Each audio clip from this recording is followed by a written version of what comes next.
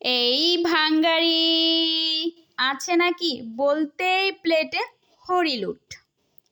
বাহ, তো বাচ্চাদেরকে বাই বাই বাচ্চারা। তো আপনাদের সকলকেও আসসালামু আলাইকুম।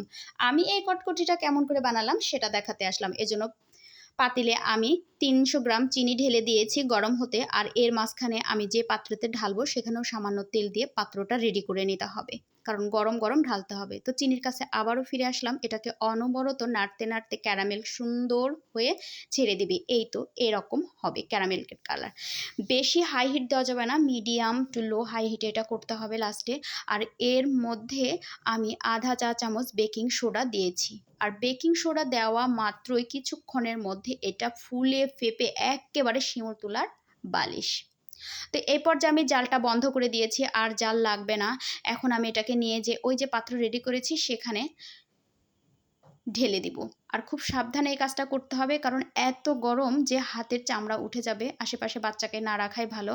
তো 1 চামচ দিয়ে আর 1 চামচকে কামড়ে কুমড়ে এখানে বসিয়ে দিলাম, এবং ঠান্ডা হওয়া পর্যন্ত এটা অপেক্ষা করতে থাকবো। ঠান্ডা হয়ে গেলে খুব সুন্দর উঠে যাবে, চামচ দিয়ে কিংবা যে খুন্তি দিয়ে চাড়া দিলেই হবে।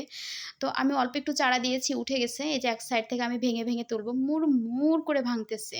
এই যে অপর পাশটা আপনাদেরকে দেখিয়ে দিলাম, খুবই সুন্দর এটা। আর এটা তৈরি করতেও তেমন কোনো খরচ নেই, জাস্ট খালি চিনি আর সামান্য বেকিং সোডা, দেখলেনই তো। এই তো আমি একটু একটু করে সব ভেঙে প্লেটে নিয়ে নিব।